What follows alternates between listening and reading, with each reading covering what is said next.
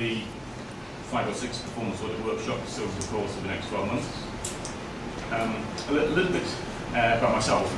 I've been contracted by EKF, who are now actually BDO, as part of the EU-funded project to provide long-term technical assistance to the General Auditing Commission here in Liberia. My background is 24 years with the UK National Audit Office, most of that time specialising in performance audit.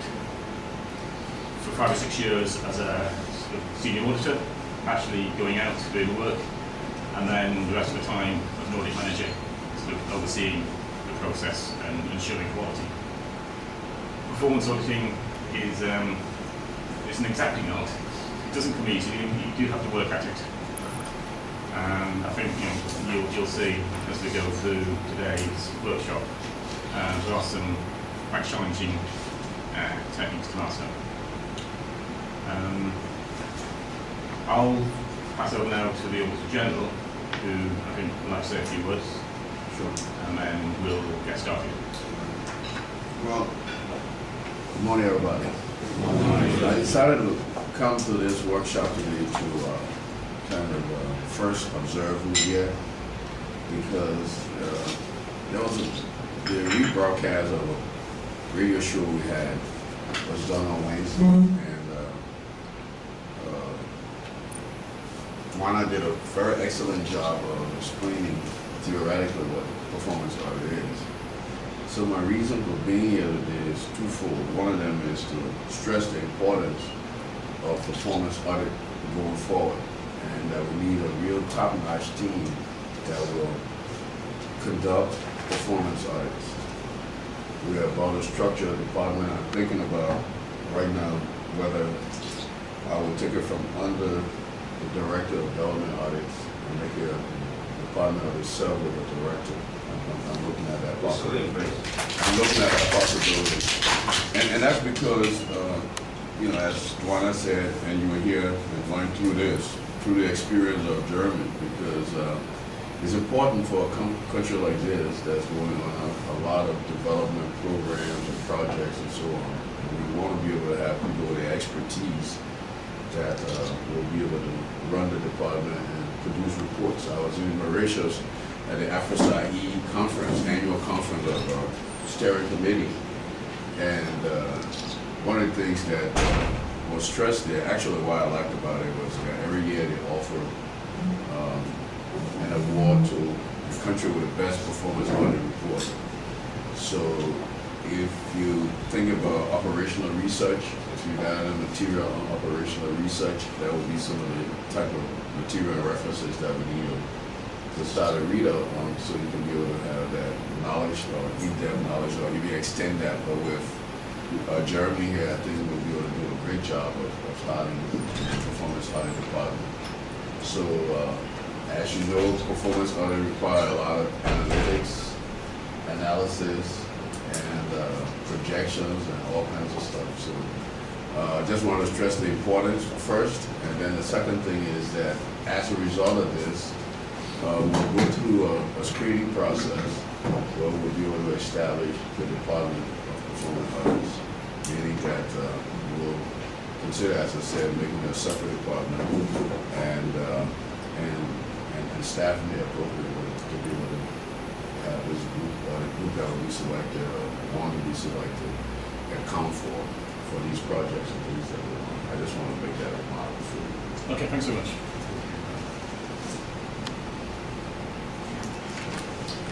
Okay, before we get started and going through the agenda, a couple of housekeeping points. First of all, the lunch menu. Lunch will be served at 12:30, I think sort of just out in the area outside. We've, in consultation with Joanna and one or two others, we've selected the menu which is jollof rice with beef and chicken. That will be served to everybody. Is there anybody here, maybe anybody vegetarian, who would have a problem with that? Is everybody okay with that selection? Okay, great. The restrooms, should anybody need, go out the door, turn left, go straight through into the outside area and go on the right hand side. I said earlier, thanks very much for turning up promptly. If we could have a prompt start after each of the breaks, after morning coffee, lunch, and afternoon tea, again, that would be very helpful. And finally, as a courtesy to others, if you could have your mobile phones switched off, that would be very helpful. If you do need to make a call or take a call, just pop outside. Okay. So I just need to do a quick head count for the lunch. So who here would not be staying for lunch? Evan will take a lunch. 1, 2, 3, 4, 5. Performance audit program, or our proposed program for the next 12 months. And then we'll run through just a brief approach to performance auditing in the AFRA arena. And then we'll move on to the phases of performance audit. So we'll look at topic selection, and then we'll move on to the task of actually identifying the audit problems that are going to be the focus for performance audit. That hopefully will take us up to lunch. After lunch, we'll continue with identifying audit problems, and we've got a couple of practical exercises for you to work on there. You only really learn by doing. And there'll be, each pilot audit will be supported by training and coaching. There'll be a workshop like this in advance of each key stage. So like today, we're looking at topic selection and sort of identifying and selecting the audit problem. As we move through to pre-study and data collection analysis, I'll deliver further workshops on the techniques required there. And we'll also be developing some technical guides that will provide more practical guidance on, I think, the areas, sort of certain techniques that you can use in the fieldwork stage. So certain methodologies, data collection, data analysis. One of the outputs will be the development of a performance audit manual for the GAC. That will be based on the AFRA template, but suitably adapted to reflect the in-country conditions here in Liberia, plus also any changes that we think we want to make to the approach to improve on the structure. And finally, the aim will be to introduce a more strategic approach to the performance audit cycle. For this year, we're going to sort of shortcut the strategy a little bit and not spend a lot of time sort of doing general research, trying to identify topics. We're going to go straight to the topics. But for future years, we'll be doing it more strategically.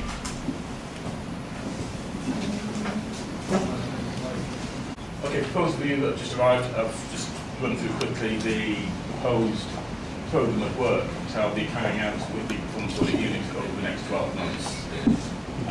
It's on screen now. And as I was saying, in future years, we'll look to introduce a more strategic approach to the way we go about selecting topics for performance audit.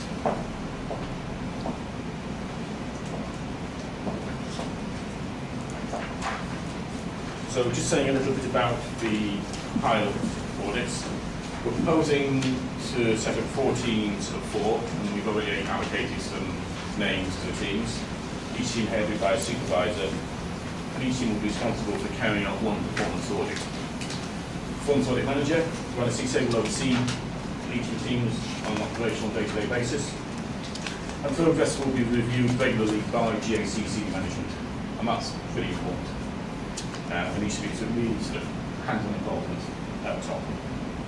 Technical advice and assistance will be provided by myself when I'm here in Monrovia. And I will be available to answer urgent inquiries by email between missions, but would appreciate if they're kept to reasonably urgent matters. Obviously that depends a little bit on my availability and where I am. The approach will be based on the AFRA methodology. This is generally described as problem-oriented, and it's based on the Swedish approach to performance audit. Different SAIs adopt different approaches. I mean, in the UK, we adopted a more sort of full-on approach. We didn't necessarily look for a problem. who maybe just take a program, any major spending decision, and just go in and have a look, and it may well be that everything was running fine. Usually we can find problems, but we didn't start with a problem.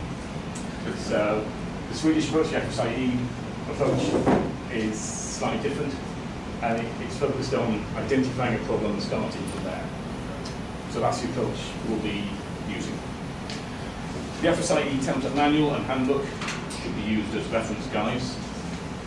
Now, I'll hand these out. I have copies of the latest. Basically, just before we get started, quick test. If you turn your slides upside down at this point. I've been printed 4 slides per page, and just like that. I'd just like to, quick start. What do we mean by economy, efficiency, and effectiveness? I mean, the approach, I said, will be based on the FSIE methodology, which is problem solving. But performance audit is essentially an audit of economy, efficiency, and effectiveness, the way in which the audited entity uses its resources to achieve its goals. We talk about the 3 E's. So, who can tell me just what do we mean by economy? What do you understand by economy? And you want to have a go? Yeah. Resources. Resources. Resources. Also trying to input into the work. Input. Okay. Yeah. But how do we know that it's economical? Yeah, is to keep the cost load, having in mind the appropriate quality. Okay. Okay. Efficiency. Slightly harder. Anybody want to tell me, have a suggestion as to what we mean, how we define efficiency?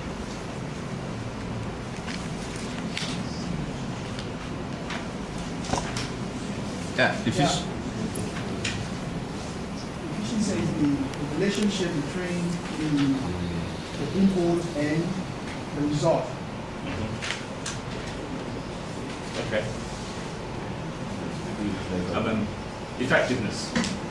Slightly easier. Yeah. The short-term output, long-term output, how does it trickle down to the end users? Yes. For example, if programs are undertaken, how do they really get down to the people for which they was intended? Yeah. Okay. Well, as you probably realise, the answers are the slides. The slides were meant to be printed to a page. It's about keeping costs low, but it's also about getting what you need in due time and at the right quantity and right, especially the right quality. So it's no good getting the cheapest you can find if actually that input isn't actually going to be fit for purpose. So it's economy, it's about lowest cost but with due regard to quality. Efficiency is about getting the most from the available resources. I often think about this in terms of productivity. So it's getting the best out of the people. So, as you said, it's concerned with the relationship between resources employed, given the conditions within the organisation, the results that can be achieved with those resources. And again, in terms of quantity, quality, and timing. Effectiveness, quite simply, it's about meeting the objective set. Are you achieving what you set out to achieve? So it's concerned with attaining the specific aims and objectives and achieving the intended results. I think, as the person suggested, we can think in terms of outputs and outcomes. Outputs are the more immediate result of the process, which is fine, but what we also need to be concerned with is the longer term impact on the outcome.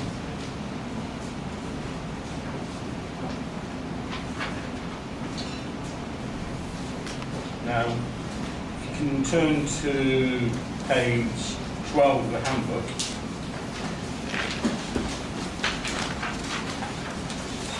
You can see how economy, efficiency and effectiveness link with the inputs, the processes, the outputs and the effects.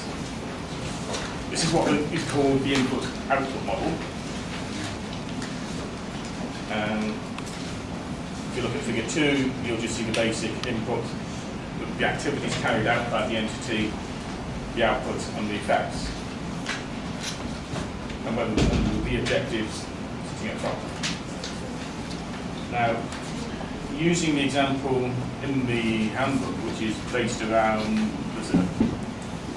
the operation of traffic police, you can begin to see how economy and efficiency and effectiveness work together to achieve the objectives. So, economy would be, for example, not spending more than necessary to acquire the resources, and that would be the staff, the vehicles we would need to carry out inspections, spot checks, the equipment, that might be speed radar, drug testing, to carry out inspections. Efficiency could be stated as a sort of cost efficiency, so what is the cost per inspection? Are we actually minimising the overall cost for the number of inspections we're able to carry out? So that's like a cost of productivity. It can be measured by the time taken. So is labour effective? Are we actually carrying out the right number of inspections? Or efficiency can also be measured by comparison with a preset standard. It could be a comparison of another organisation doing similar work. It could be a comparison with a similar operation in a different country, or it could be a comparison with sort of best practice for a particular activity. And we're moving there a little bit to audit criteria. Effectiveness, quite simply, I mean, have the traffic police been able to influence the behaviour of drivers by not going too fast? Classic incidents of that, like that, almost in a head-on collision last night on the way back home from Lambert Point. The driver decided to come at us on the wrong side of the road. Fortunately, we swerved and he swerved. But he did actually hit a car, just after we'd gone past. So, where were the traffic police? But again, have they been able to influence the behaviour through the inspection regime to stop people from speeding, to encourage people to drive responsibly? And again, the overall outcome here being a reduction of a number of serious accidents.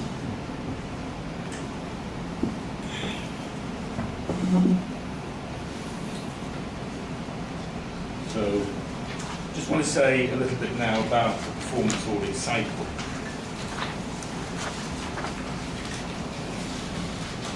Typically, we would start off with a strategy. We would sort of take a sort of longer view look. We perhaps identify our priorities within the GAC for the areas we want to look at, bearing in mind materialities of political interest, public interest, our own personal interest, and we would develop a fully 3-year strategic approach. And in doing that, we can ensure that different ministries, different programmes are covered over a reasonable cycle, and that our resources are spread effectively. And we would sort of identify topics by way of what's called area watching or some kind of survey, whereby within the performance audit unit, different auditors would be allocated responsibility for a particular ministry or a particular agency, and it would be their job during the course of the year just to monitor events, programmes, anything affecting that agency, just to collect information and to feed that into the strategic process. Conduct of the audit, once we get past the topic selection, there's the pre-study phase, which we'll begin to talk about a little bit today. There's what I've typically call field work, which is the data collection and analysis.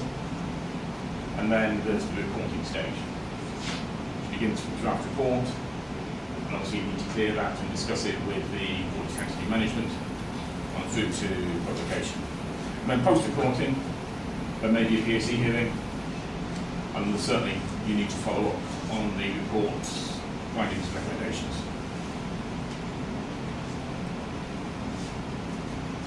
So, before we move into topic selection, I just want to highlight a couple of aspects of the cycle that I want to,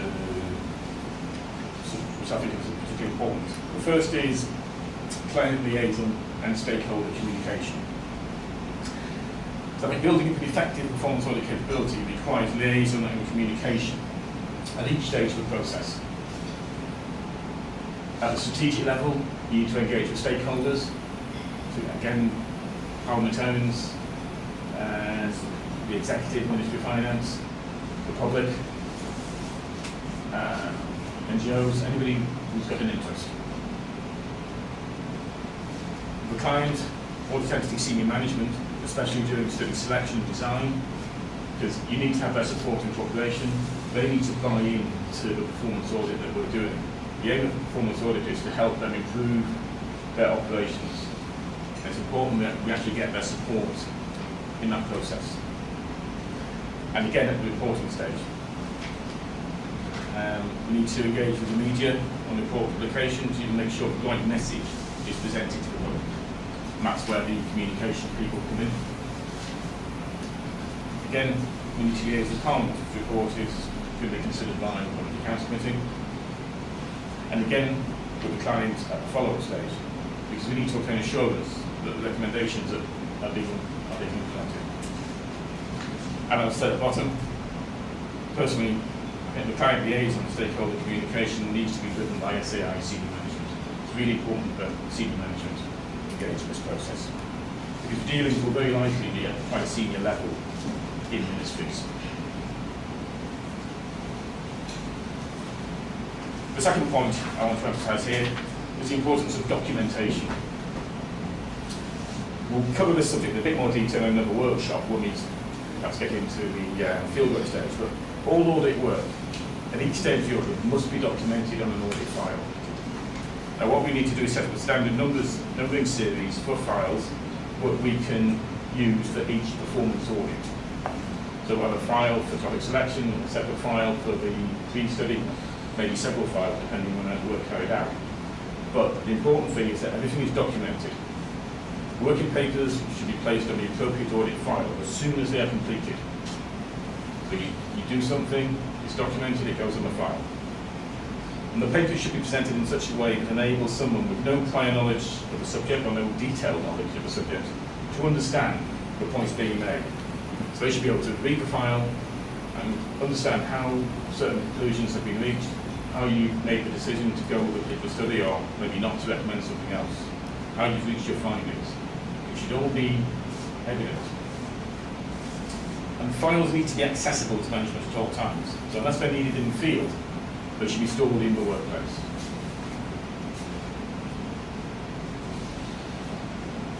So just going back a little bit to the cycle, the FSIE approach is set at 8 stages. This is like page 21 of the handbook.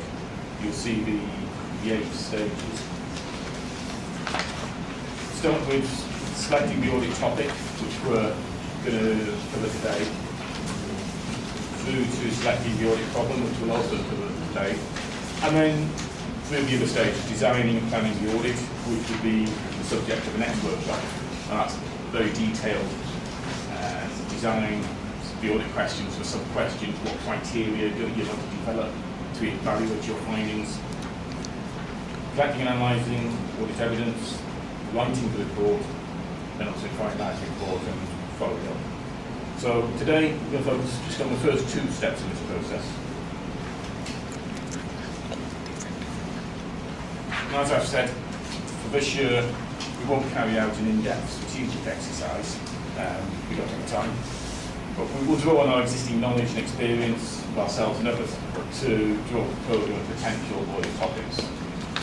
And we've identified 8 areas which we feel could support performance audits. Now, all these areas are one in which other FSI, the SAIs, have already carried out performance audits. So we do have something that's sort of a reference base to actually go on. And that's a starting point.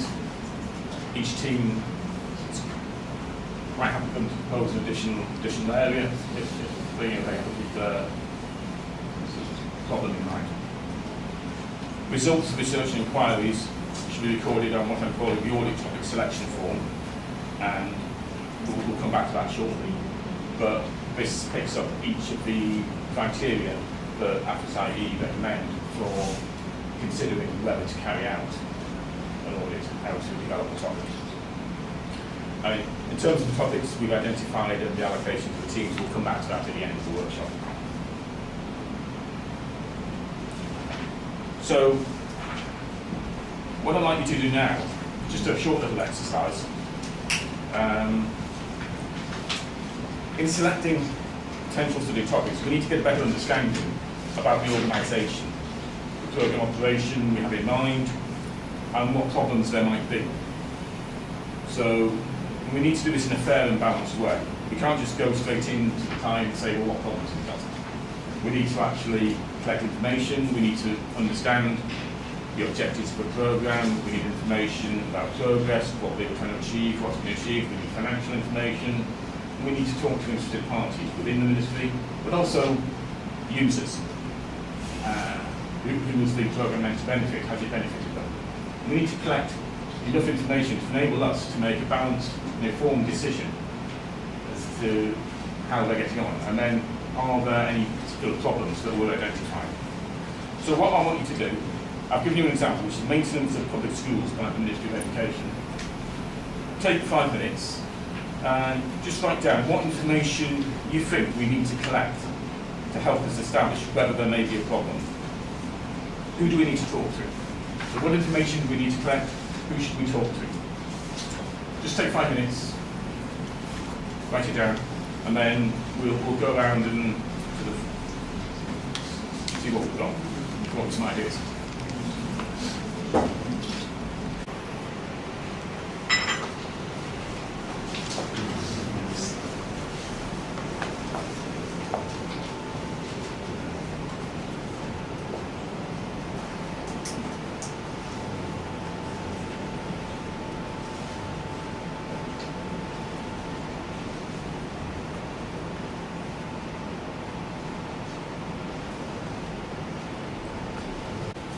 What information do we need?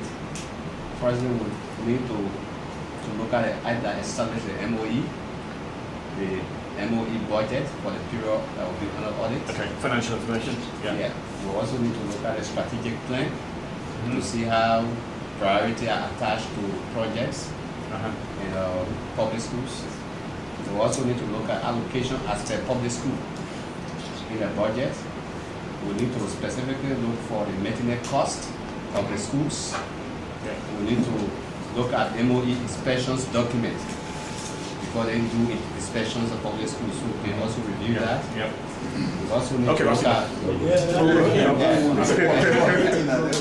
Let somebody else go. and people to That's talk, enough. Let somebody else go. people to talk to. We can talk to the No, CEOs and the we'll PEOs. move on. How do you Okay. In addition to what you said, I think first and foremost is to know the responsible person for the maintenance of Yep. that public school. Yep. Then the resources that are also being used for the running of the public school. These are the basic things that I think. Yep. Okay.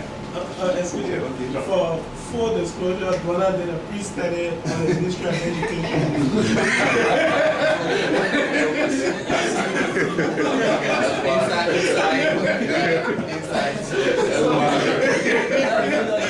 So, in theory, you already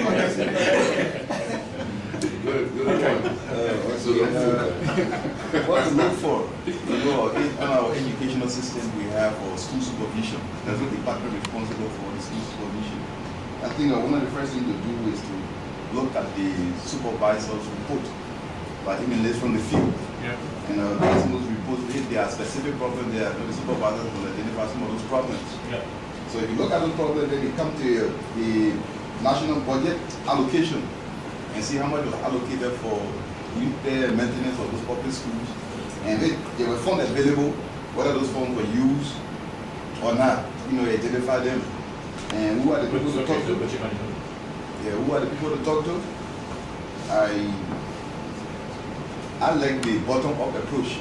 Okay. Yeah, It's important to do both bottom up and top down. Yes, So you need to sort of meet in the middle. Yes, at the level of the school, you can talk with the head teachers. Yeah. And then going on, we have our educational situation that is decentralized. We have the DEO, who are the district educational officers. Okay.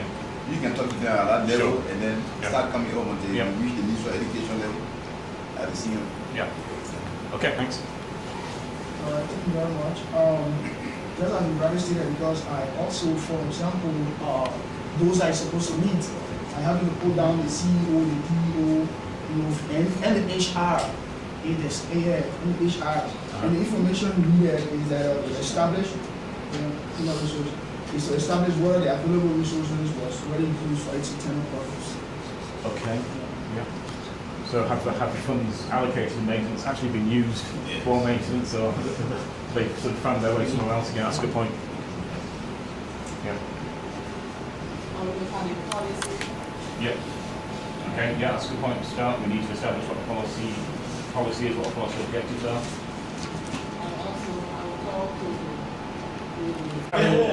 Yeah, I mean, sometimes there may be a really important issue which doesn't look at presently, we will look at, but quite often we money into research and analysis to actually establish what the problem is. So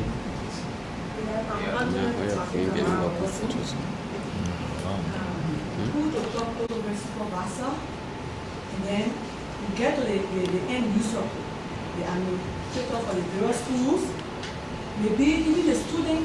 yeah, If it is, someone essentially, but yeah, if it is on the disposition of the school books and thing, you need to talk to the student. yeah.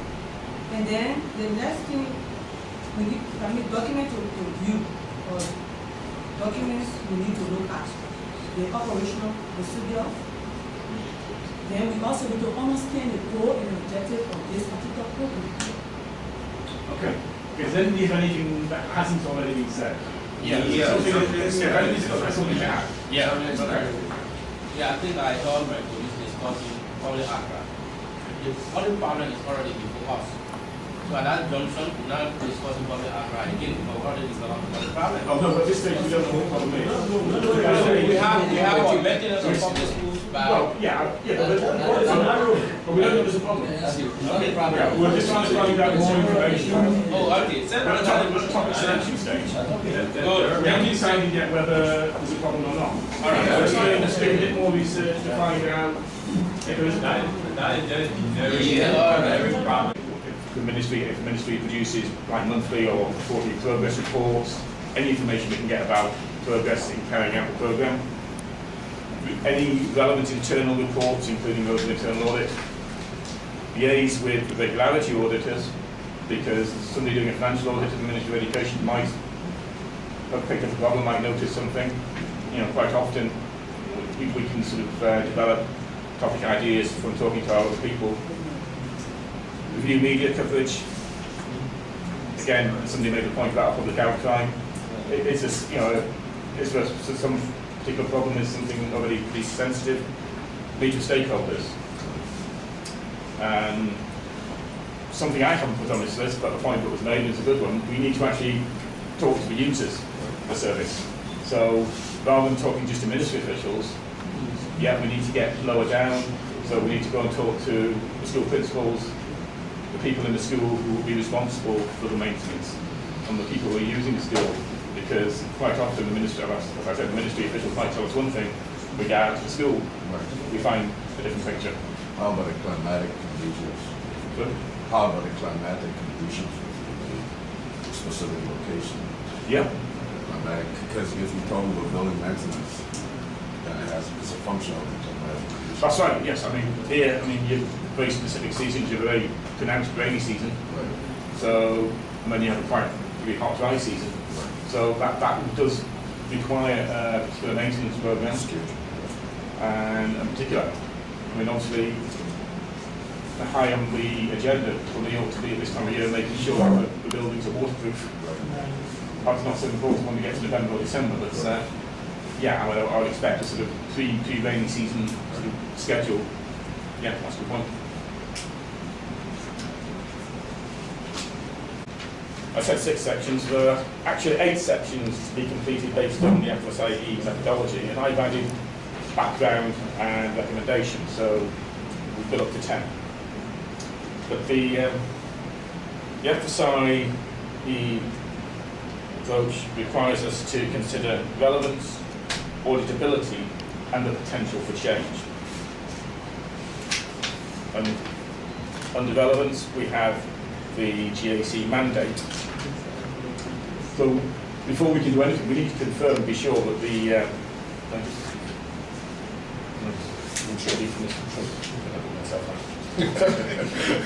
we need to confirm that the area is actually within our mandate. It's something we actually have the authority to look at.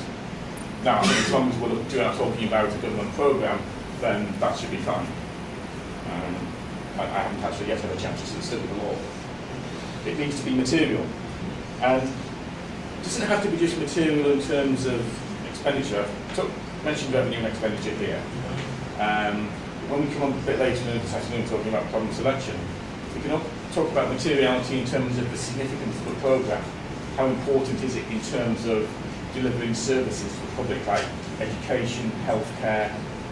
So what's the impact on the public going to be? Materiality must become materiality by operation rather than by value.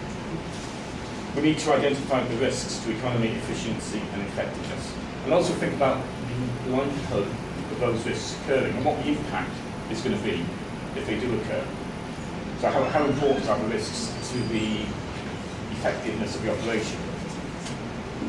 What impact are they going to have on us achieving our objectives? And then we need to look at stakeholder interest. Is this a subject that Parliament and public are going to be interested in? If not, maybe we should put our resources somewhere else. Auditability.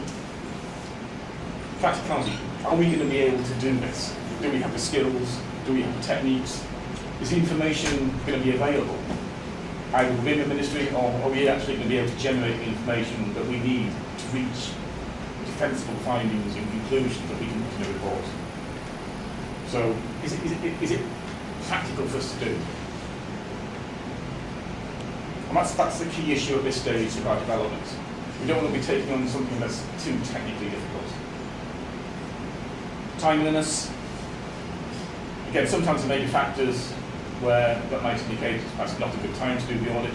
For example, if the Ministry of the Entity has just introduced a change in the system that we're proposing to look at, then now would not be a good time. Let that change get embedded. Maybe we come back in a year's time. So timeliness again is important. And then political sensitivity. We need to sort of, and we shouldn't shy away from the topic, simply because it might cause some embarrassment to ministries. But at the same time, we need to be realistic. And we perhaps don't want to take on something that's going to, well, we know is going to be very politically sensitive. So this is something again we need to take into account when we're actually sort of identifying potential topics. And then obviously we need a recommendation. So that when you've completed this form, you need to think, is this an area that I want to recommend to the Auditor General that we should do a performance audit on? And then you need to be able to defend that recommendation. So we might have 8, 10 of these forms completed, we're going to do 4 performance audits. So why should we do yours rather than somebody else's? Yes. Question? Yes. Selecting a topic for the process of the audit. Now I want to understand whether or not there is a mathematical formula in order for us to come out with the materiality and the risk. It's not a mathematical issue. You just need to, in terms of the materiality, is it a big programme? Now, basically, I think in terms of the overall government expenditure, if it's for, say, this Ministry of Education still, I think in terms of the funds that are allocated to this particular programme. So let's say we're still talking about maintenance. How much money of the education budget goes to maintenance? If it's only 5%, then that's maybe not too material. If it's 50%, then that is more significant. So it's the amount of money that's involved in relation to other activities within the ministry and maybe within government. And think about revenue as well as expenditure. Everybody focuses on expenditure, but the revenue collection is just as important and tends to get overlooked. Well, basically, So it's not a formula, it's a judgmental issue. basically you look at the cost-based approach, will also look at cost benefit analysis associated with that. And another example could be, we had some sort of infestation in Bonga, one of the cities, where there was a lot of money was put into that project, but almost all the trees got killed in a certain area, and it had a very huge impact on the agricultural industry. Okay, that's an environmental issue. Right, exactly. Certainly in terms of materiality, that doesn't necessarily have to be the dollar amount. but Absolutely. social impact. Yeah, I mean, as I said, materiality by value, but also materiality by population. Yes. Yeah. That's an unintended consequence. Sorry. Yeah, you are closing the slide. I want to ask on the slide. Yeah. Sorry.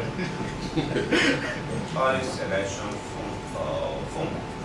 You know, in the performance audit, there's this template and the standard under the audit scope, which is called the selection criteria, and specifically the design matrix, where you go about selecting the generic problems and the audit problem. Yeah. And you go about ranking issues. Yeah, we'll come on to that. Materiality, talk about risks, Yeah. talk about potential for change, talk about relevance, and those issues. And so the one with the highest mark is always been selected and used as the generic problem. But I think for the benefit of this class, since most of us here are very strange with the French auditing, I thought it would have been the way that it would have been presented, the way that we give us class. For example, like the exercise just ended, it was very, very practical, it was very, very essential to the point that people will know if there is a growing concern or public outcry, who to talk to, what there are regulations and policies regarding to that particular issue, and what approaches to take. But if you just bullet these things like this and other topic selection form, it's theoretical. I don't think it's practical. We'll adopt a more criteria-based approach when we come on to actually selecting the audit problem, and we'll look at that this afternoon. The purpose of the topic selection, I don't want it necessarily to be too scientific, whereby we're allocating numbers to each of these categories and then adding up, because it shouldn't necessarily be the highest score that actually is the best study for us to do. I mean, for example, I was going to mention this afternoon, I'll mention it now. A topic could score very highly on every criteria except mandate. If it scores 0 on mandate, we are not going to do that audit, irrespective of it having the highest score overall. So we do need to be careful when thinking about just a sort of a mathematical based approach. Performance audit is all about using judgment. And certainly at this stage, topic selection, I would prefer it to be a more judgmental process, whereby we look at things in the round, we complete this form, which is based on the FSIE criteria, and it's all set out in the handbook and the manual. And we get the information, as we have the previous exercise, who to talk to, what sort of information we need to gather. We document it, we look at what we've got, and then we think about it. We use our judgment, and we think, well, what's the potential change here? Am I going to be able to do this? And then make a recommendation. I'm not keen on putting numbers to the process at this stage. I'll make one comment. One of the reasons why we're here is to make sure that we value the actual content, not only the content, but also people understanding of it, to try to clarify. Because if you go by templates, and that'd be judgmental in what you do in terms of going out there, then you have a template, a cookie cutter template that you take everywhere and assume that everything's the same. So this is totally judgmental, because from when he says scientific, it means that we got some sort of formula put in place and you apply that formula across the board, but that's not going to be the case, because if you look at the from something that I just mentioned in terms of the infestation, you know, you can't use a template in both areas, so we got to be very careful with how we look at it. It's just guideline framework, but you got to work outside the box That's right. most of the time. Yeah, it's a framework. Yeah. You know, I've developed a framework Right. to help us do topic selection. But we mustn't be too rigid. Right. Performance auditing, it's not like financial auditing where you follow procedures to the Yeah. letter and it's a tick or it's a cross. And we have to think, and we have to think expansively. Okay, let me move on, because so basically just a few tips in carrying out the form and completing the information on the program, efficiency, effectiveness, what is being achieved, then that will be a good area to look at. If you've got your first recommendation there straight away before you start.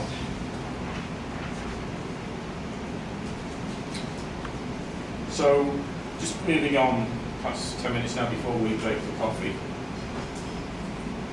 Once we've gone through the study selection process and we've decided which topics we're going to focus on, we need to do more research and analysis. So this is where we need to actually identify the audit problem.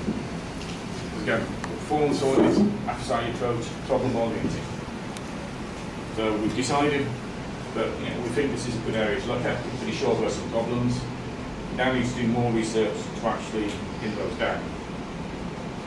So really just a few statements of principles of good practice here. We need to acquire sufficient knowledge of the matter, the subject matter, to make sure that we can design the audit.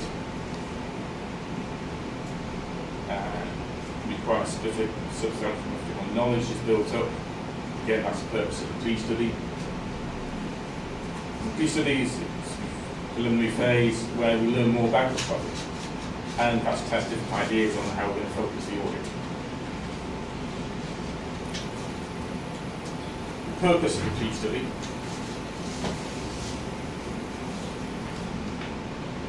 again, collecting information to increase our knowledge of the topic, make preliminary observations and indications on problems in the audit area. And we begin to structure those problems to understand how they relate to each other. We try and think about causes of the problems and perhaps the impact that they might be having. And then we'll move on to identify the audit, what might be the audit problems for the study, what we're going to focus on. We'll recommend to management whether we actually start a main study. And then of course then there's the detailed plan of that study. Just once we've got decided what problem we're going to look at or focus on, we need to actually identify some audit questions, sub-questions, the audit objective. We actually need then to identify criteria by which we're going to develop our findings, the detailed methodology. So this is the detailed plan of the audit. Jeremy, I didn't see something that couple of things that you need to understand the auditor entity. Auditor entity, I think should be first.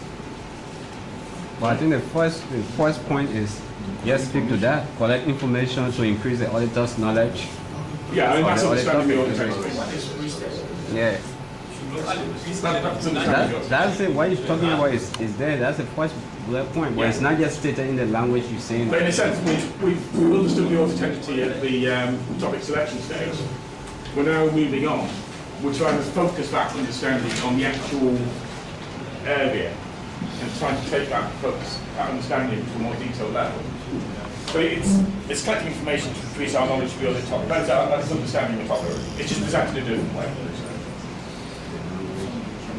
So the 6 bullets there, the 2 key bullets there for me are identifying the possible audit problems. That's the focus of the study. That's the 4th bullet. And the 6th bullet, which is doing the detailed plan of the audit.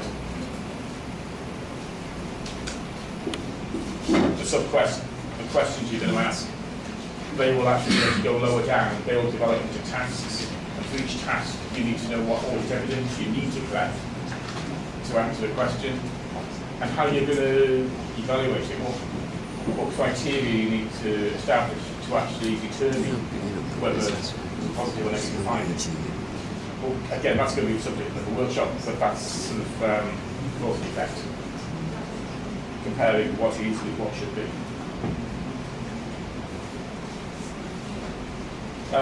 This is just a general slide, really. It sets out the sort of research and analysis really carried out in the topic selection. It's a bit more detailed. At this stage, it's more problem-oriented.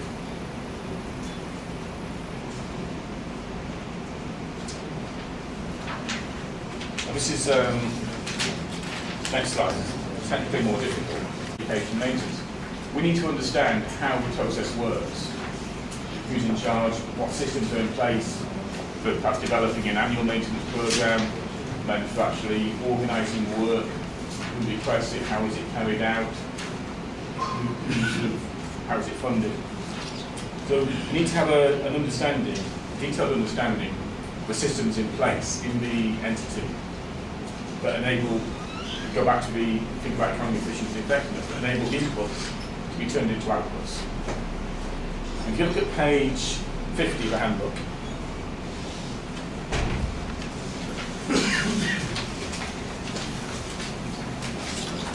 you will see a system graph for the procurement process. Describe the people and positions involved, the processes and the activities. And one way of doing this is through the system's description. Now, it's usually best, this is just a sort of what we call a system graph. You can use a flow chart, you can use a diagram. It's usually, from my perspective, I always find it best to have a combination of the diagram and the chart and some supporting narrative, rather than just the chart and just the narrative. Usually you need an element of both. But it's good to have a visual analysis. So you can see here, if you start at one, you have a procurement plan, you go through the requisition, you go through the actual, this is like a tendering process, you have a budget, you go through the technical specification, the bidding, the invitation to bids, the opening of bids, contract award. Then you get into contract management, contract monitoring. So this is very much focused really on the sort of the competitive tendering process. It doesn't actually tell you much about what's happening once the contract has been let. Well, this is just one example. So, and this will help you actually understand the system. It'll help you perhaps design the audit when we've actually, if we decide this is the problem we're going to focus on. If we can see all the different stages, we can maybe identify at which stage there's a bit of a problem, where the blockage is. And so it will help us maybe to focus the audit. It'll also help us to design the audit in terms of the questions we should be asking. We'll understand the system, we'll know what they should be doing. So quite often, are they doing that? Are they doing it in a particular way? Are they doing it efficiently? For example, there may be a time requirement that tenders, after they've submitted, should be evaluated within 4 weeks. Are they doing that? Is it taking 6 weeks, 8 weeks? And just to add to that, one of the things that we have put in place is the various types of audits are going to document the understanding of the systems. That is, financial guys go in, they do a workflow, that's what we call this tool called Visio. And it gives you a schematic view of the operations from a financial standpoint, from a compliance standpoint, as well as from an IT audit standpoint. So this group can leverage that same information because they already have the understanding rather than you going back and doing it again and leveraging it and see how that fits into the performance side of it. So that the information will already be there. That's basically what it is. That's very useful. Right. That's good. So first port of call would be financial auditors. Right, exactly. And they will certainly have, they should, as Robert just said, they should have information about the ministry, the key systems and processes in operation within that ministry for each key function. It may well be we have to supplement it, but it's a good starting point. Yeah.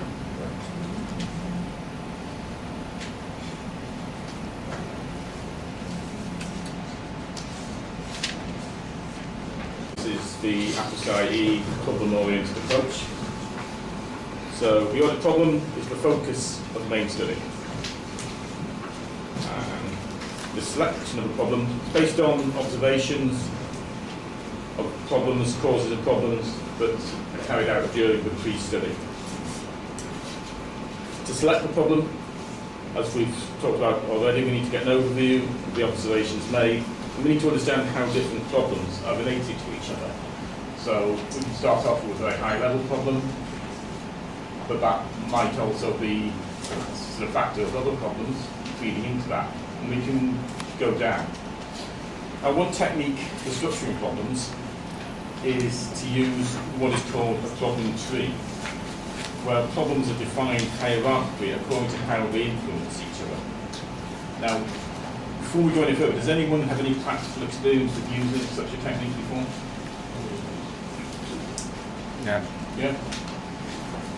No? You have? Almost everybody. Hmm? Almost all the performance. Okay, where did you get that experience? From the APSI-E 3 So models. on the APSI-E training course? Yeah. Okay. Have you actually done it in practice in designing a performance audit outside of the training environment? Yeah. You have? Okay. But you'll know all about it.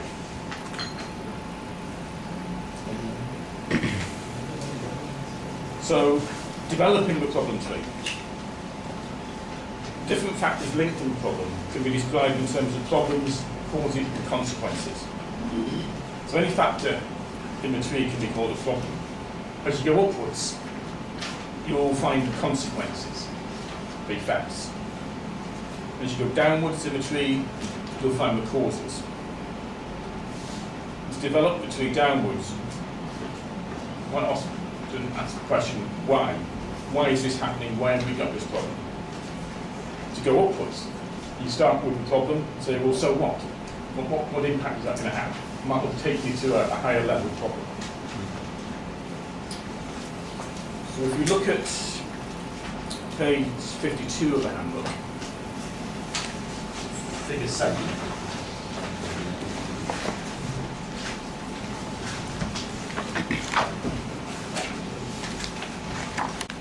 So the overall problem of there being serious injuries and fatalities in road accidents.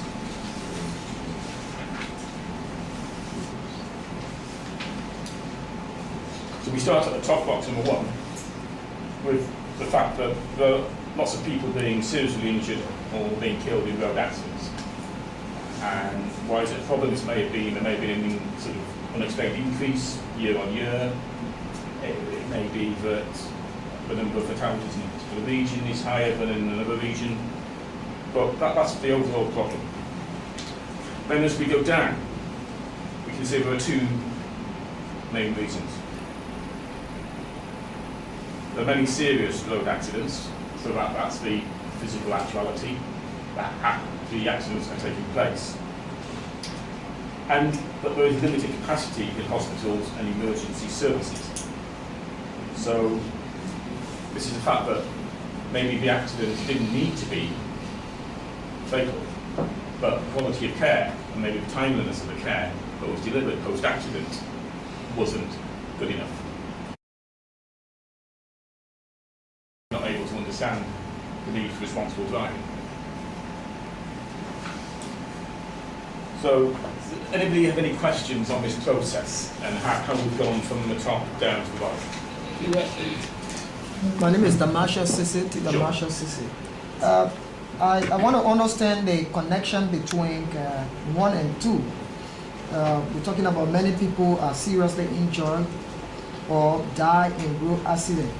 And then we have limited, 3 says, limited capacity in hospitals and emergency services. What's the connection between 1 and 3 as per the tree? Okay, that's a good point. You could argue that 3 should be under 2, because for the issue of the healthcare to come into play, there has to be a serious road accident. So you could actually sort of build a case for number 2 being a box by itself. and maybe 3 should actually sit under 2. So you have a serious road accident. One of the reasons why it's fatal or seriously injured or people are badly injured is because there's inadequate health care. The connection is because what we're talking about here is the seriousness of the accident and the actual consequence. So people are badly hurt or die. The connection, limited capacity in hospitals and emergency services means that if there was better capacity, those people would have been saved. So if the treatment could have been provided on a more timely basis, or the better standard of treatment was provided, the accident would not have been fatal. So irrespective of the fact that somebody was driving badly when the accident took place, they need not have died. And that's another cause of the problem. I have a comment and a question. I'll do the comment first. One of the things you experience in auditing is that it's scope creep. And basically, that's precisely the reason why you set out engagement as a audit.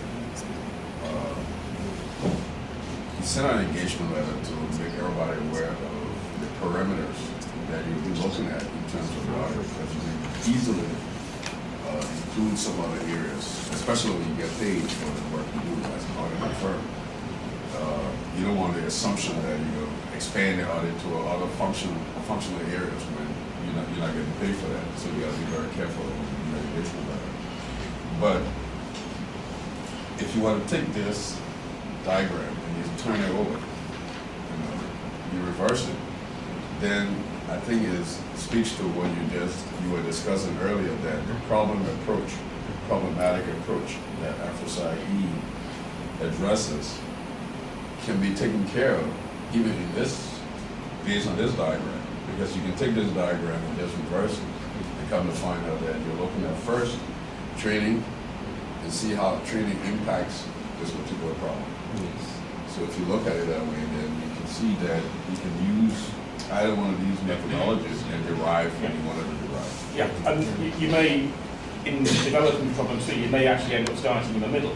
The problem you pick out could be in the middle. Correct. You have to ask yourselves, well, why is this happening? But also, so what?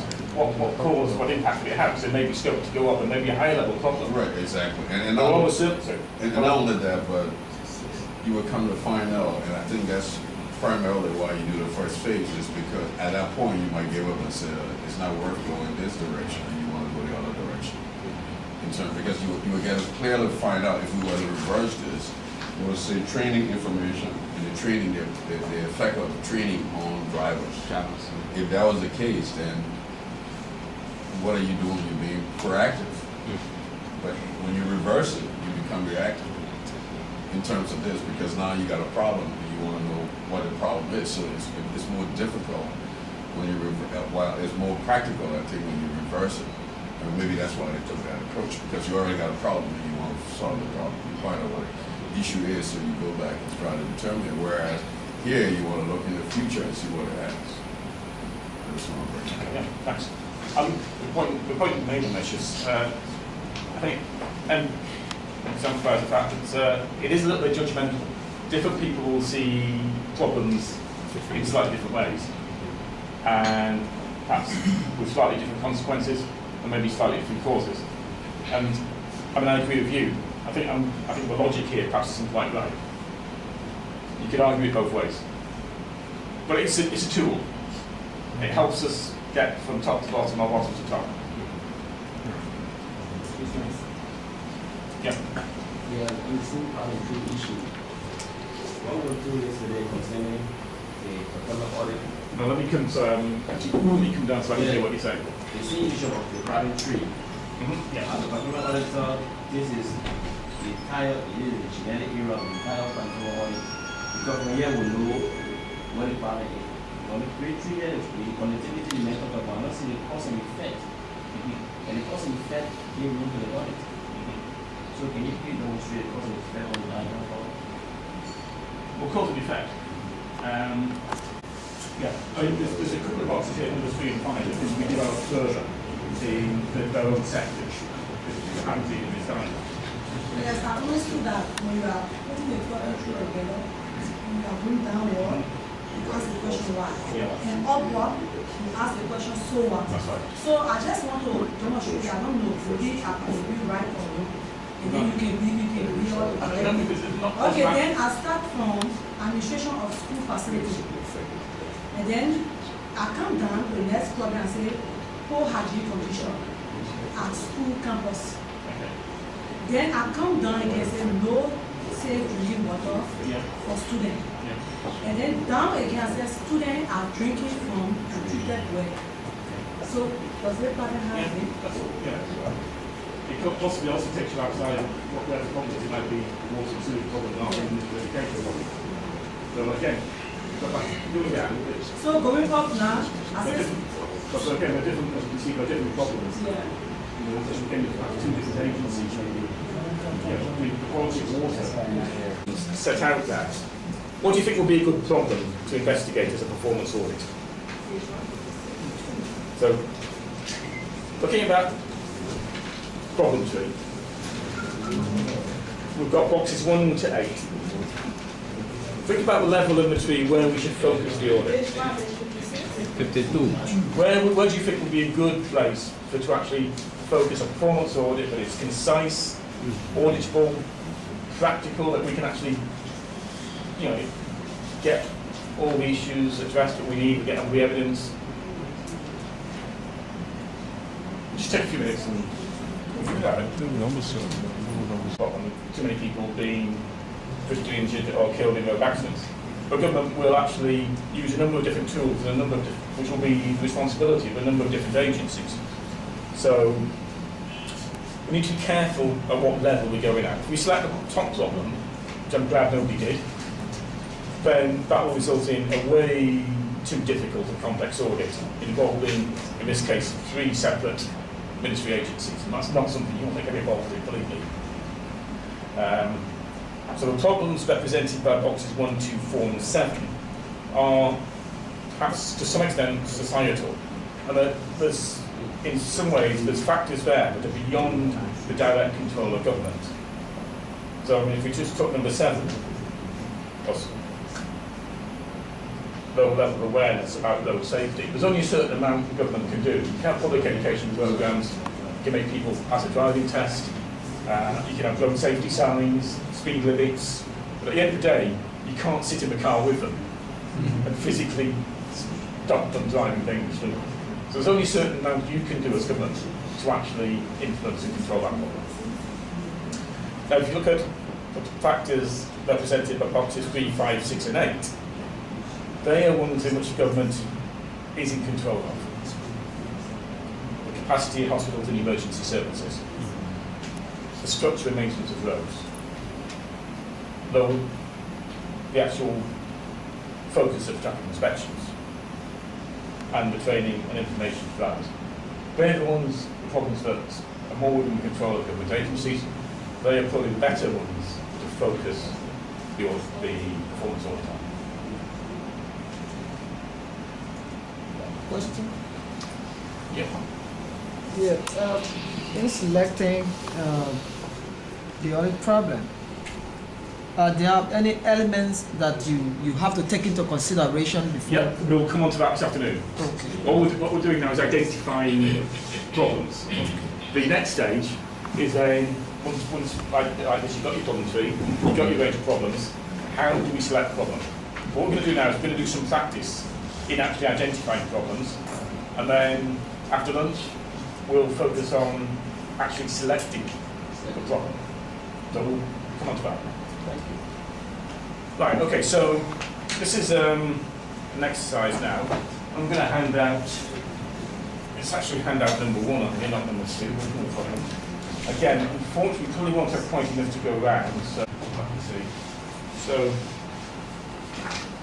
basically, we've got an expression of a problem. The ministry officials and external stakeholders have expressed concern at a low number of school pupils obtaining pass grades in examinations.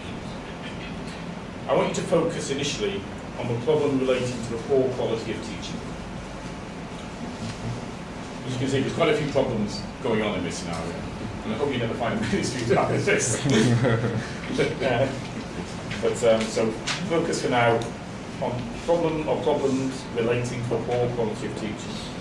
So using the why is this happening approach, identify lower level problems and causes. So as I said, I'd like you to work in small groups. There's quite a lot of us here, so if we take groups of, say, 4 people to a group, or maybe even 5, however you want to split up.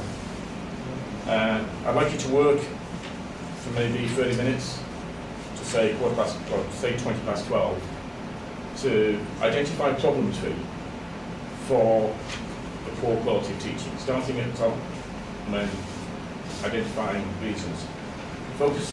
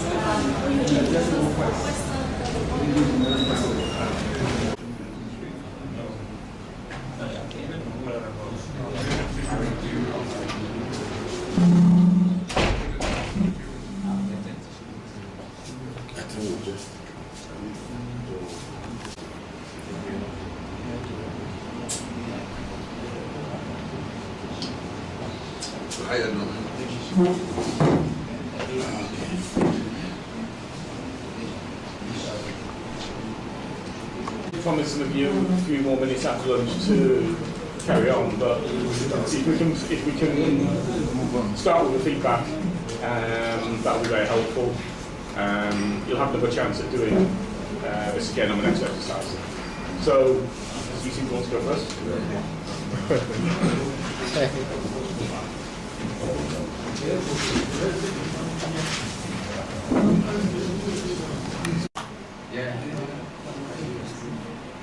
Inadequate trained teachers' place in classroom.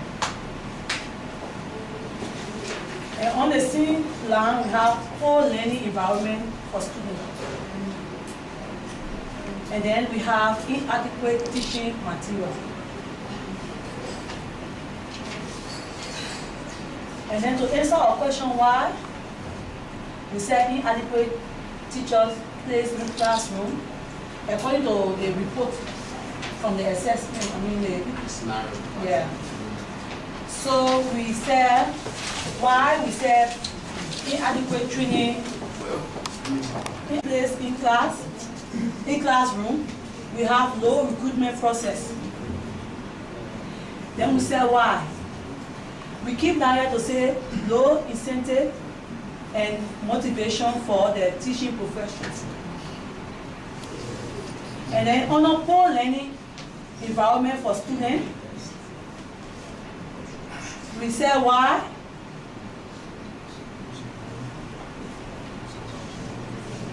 Low performance rate among students. Poor learning environment, we could even go on extending the tree by putting classroom leaking and this and that. But for the training purpose, because when the classroom is leaking, and students running from one place to another, it can come up, it can lead to low performance rate among the students. When you're supposed to be sitting in class, then you out there. And then, under low performance rate for students, we have inconsistency of targeted passing rate. The student be performing low, the government set a targeted rate for students to pass every year. But then inconsistency. And then inadequate teaching material. Why we say inadequate teaching materials? We noticed that we saw that there is no textbook for students, insufficient textbooks for students. You have 2-3 students sharing one textbook. So this can also lead to low performance, and it can also link here to inconsistency of targeted passing rate. So we link up. This name the link up. On behalf of the group, I'm speaking and Evan B. Chuzugu. Here is Anthony Fatu Kamara Robertson. And we have Mr. Peter Babu. So we take this on. Yes. Okay, so we have next group. Speaking on behalf of and my co-allies are standing Bob Lingon, Chief Okessie, and Mayor Amosi. Well, looking at poor quality tissue, though it is generic, but we are focused on the cause of this poor quality tissue. So from there, we have all our connectivity, but we drew up to this law. For the problem tree, we came up to from what causes poor quality teaching. So one, lack of trained teachers. And on part of that, you have little or no motivation. Because if even you have a trained instructor, you need to be motivated. If they are not motivated, they will shy away from the student because they want to go and seek greener pasture. For that reason, they will leave. So if motivation is there, you find trained teachers going, trained individuals going for the job. Coming down, we have another reason to that, which is linkage to the two, which is poor supervision of the instructor. Though you are trained, though you are motivated, but you must be supervised to know whether you are doing the proper job that you are employed for, or which you are being paid for. Because people get in the morning, but they will not want to do the job because they have no supervision over them. So because when you are adequately supervised, you do the job of which you are paid for. Then let's come to it, we have limited prescribed textbooks. Even if you are trained, but you do not have the required textbook, you will not stay teaching the material. The syllabus will not be given, you will not follow the syllabus. Then indeed you face the exam. These are the causes for us. And if taking them from down up again, limited prescribed textbook will cause poor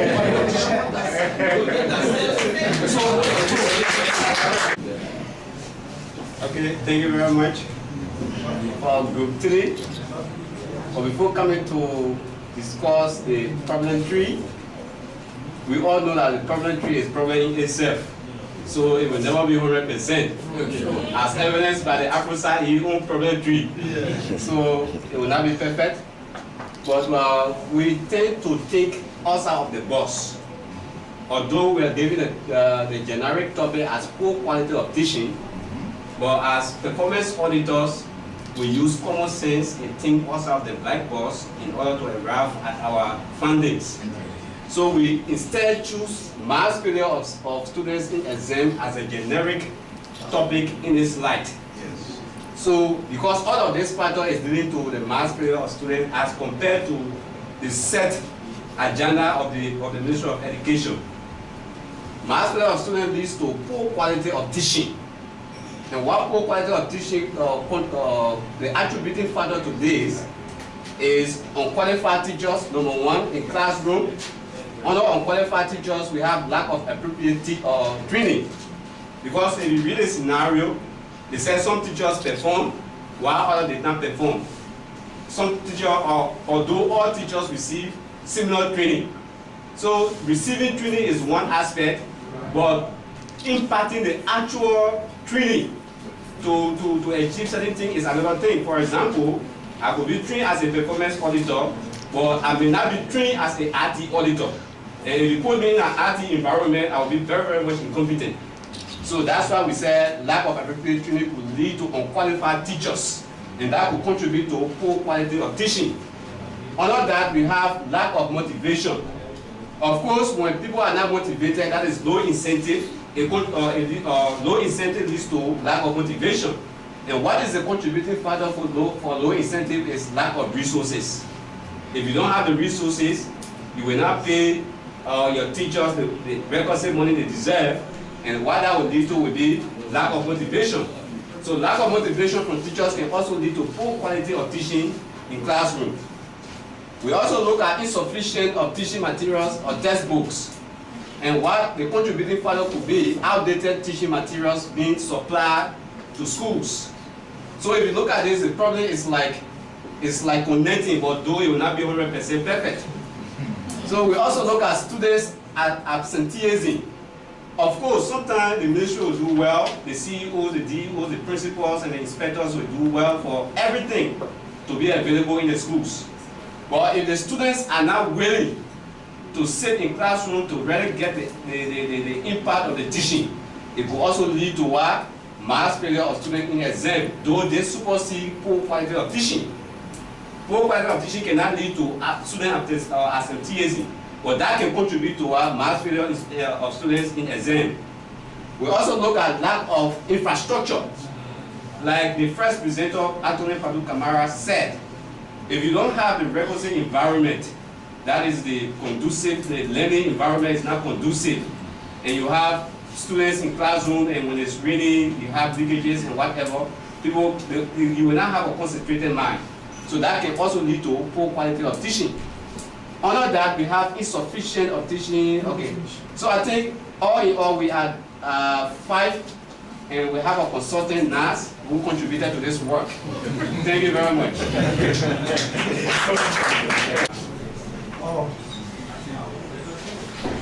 This is group 4. And presenting is Aaron Kelly and Alfred Samola. For us to do a simple chart so for the training purposes, because when we work free time for this Africa training, and as well other people who are going for Africa training in performance auditing, they will tell you the problem tree is actually a problem. It's a problem by itself. It's a problem by itself.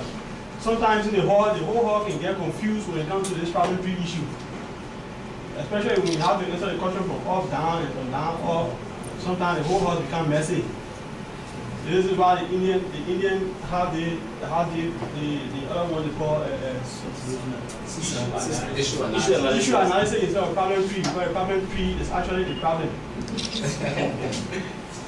But for learning purpose, especially for this audience, we did a simple thing. The poor quality of teachers, and we came down to lack of trained teachers. Everybody got this trend.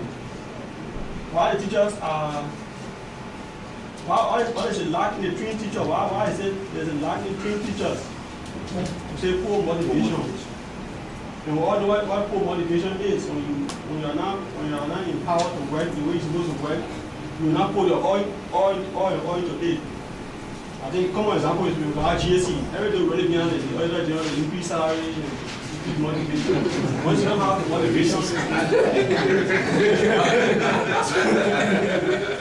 well, sometimes the resources can be there, but if priority is not given to the project, you will not have motivation. That is it. But thank God I have the other general who have the priority set.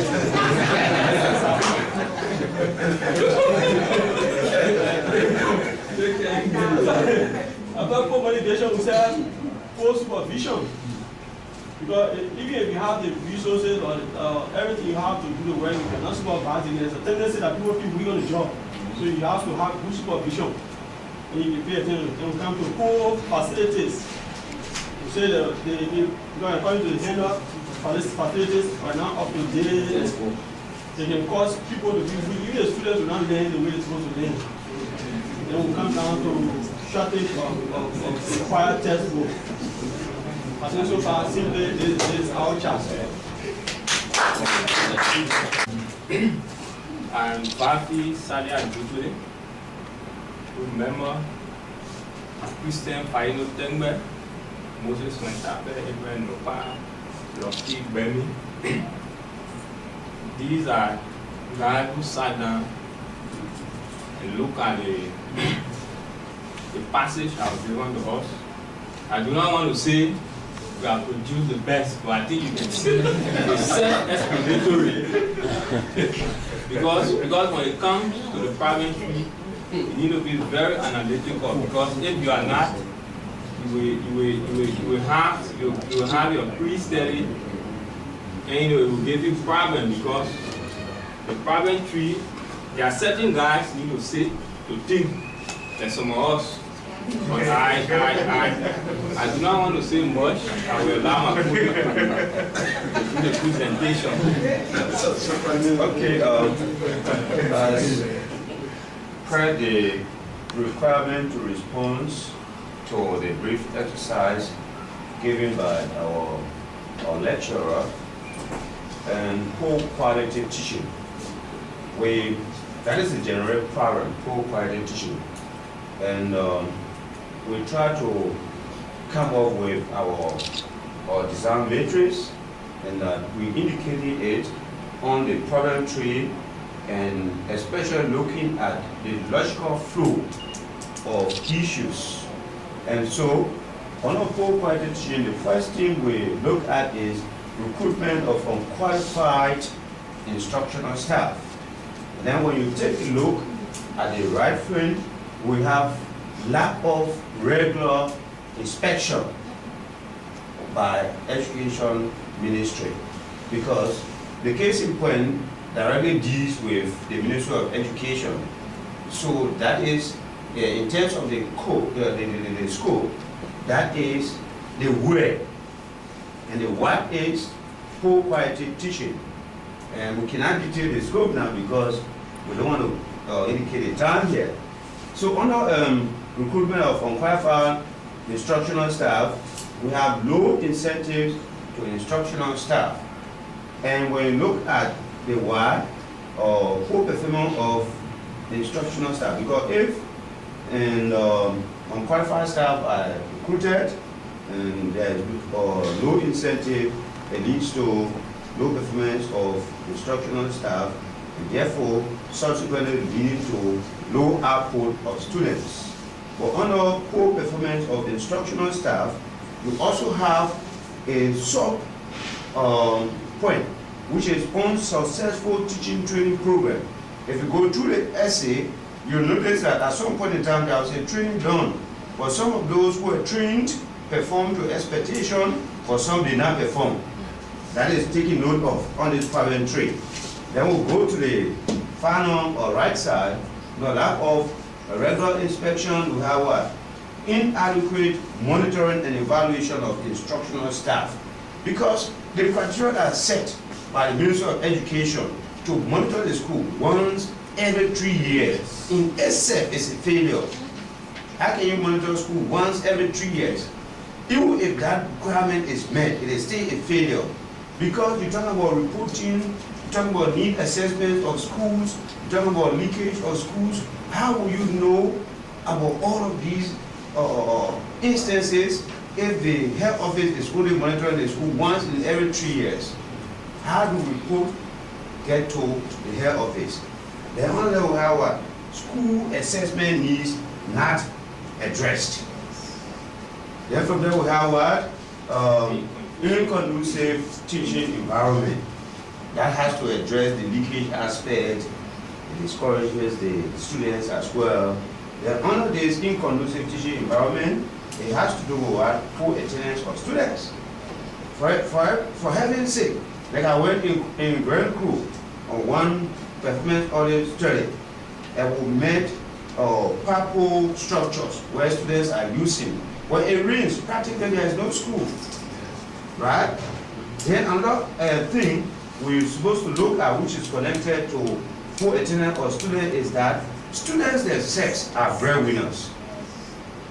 Students are breadwinners. They need to go and fetch for their family. So there's this issue of opportunity cost, whether to go and fetch for the family or whether to go and attend school. So it creates a situation where students even lose the interest in attending regularly and punctually. And lastly, we have lack output of student performance. And yeah, low output of student performance. I think all of these tie down to what? Poor quality teaching. Thank you very much.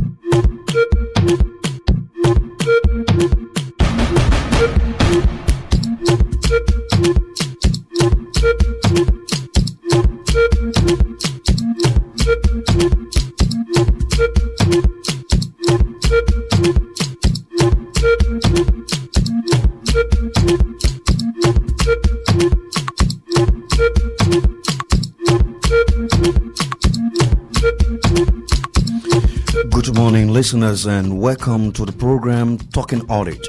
Talking Audit is a 1 hour production